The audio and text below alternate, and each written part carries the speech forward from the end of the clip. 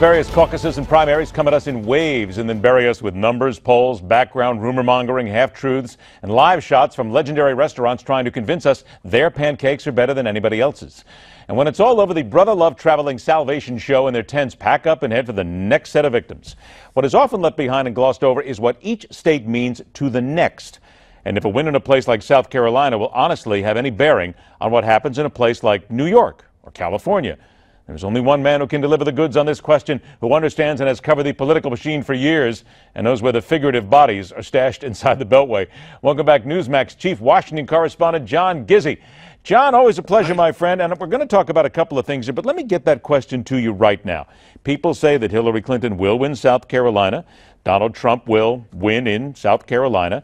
We know about Nevada going forward, John, but the results that come out tomorrow night, how much will it really affect bigger places like California, like New York, like Texas? Oh, let me count the ways, Ed. I could be flippant and say, why do you think I'm reporting from Columbia, South Carolina today? And it is a beautiful day.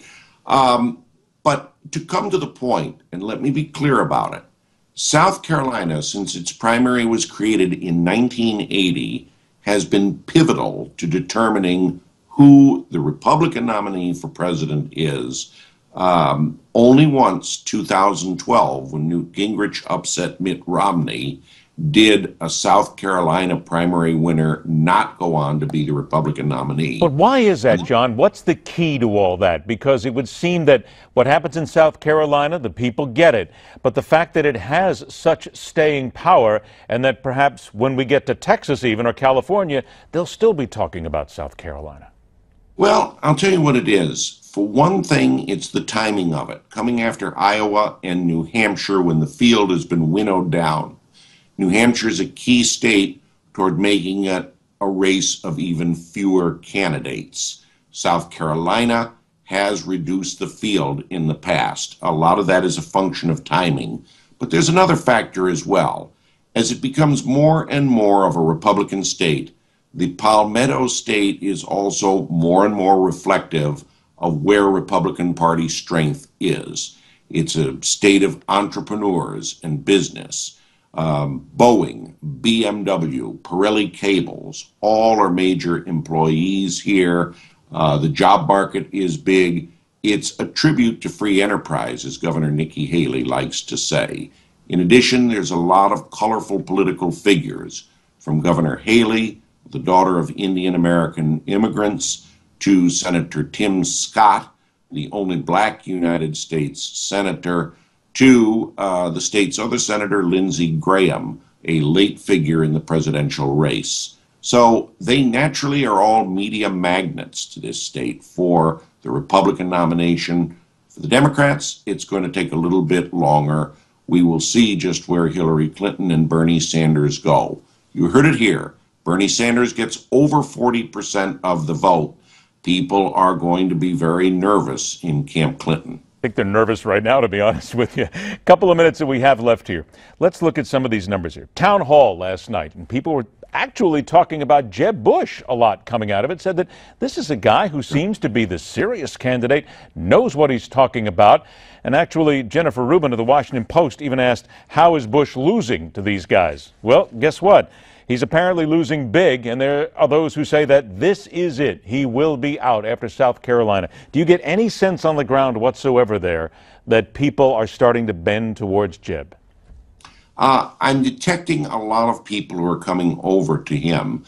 I had a long talk with State Representative Kirk Findley of Lexington yesterday, who is a Bush supporter. He detects movement toward his candidate because he is the best qualified candidate.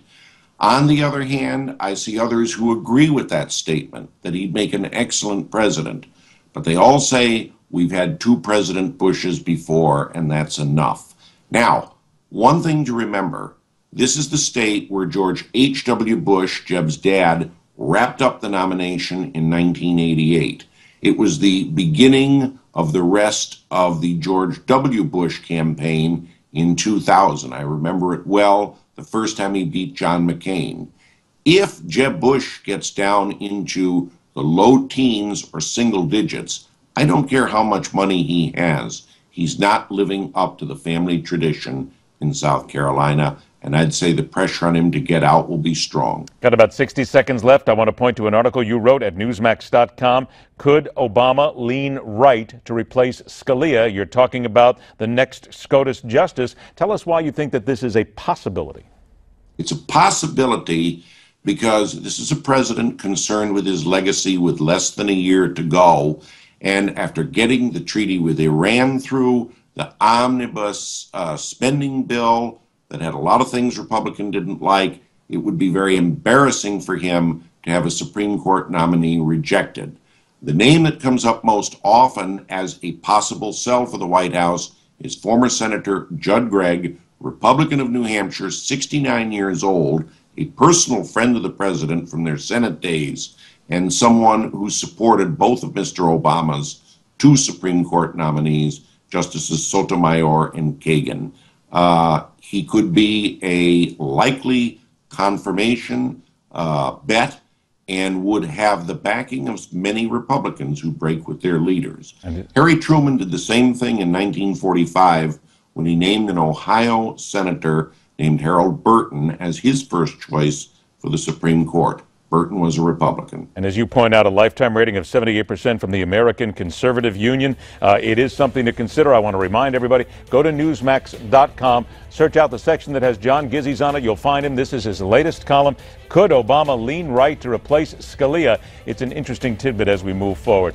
John, always a pleasure, my friend. Good luck. Enjoy your time in South Carolina. We'll talk to you real soon.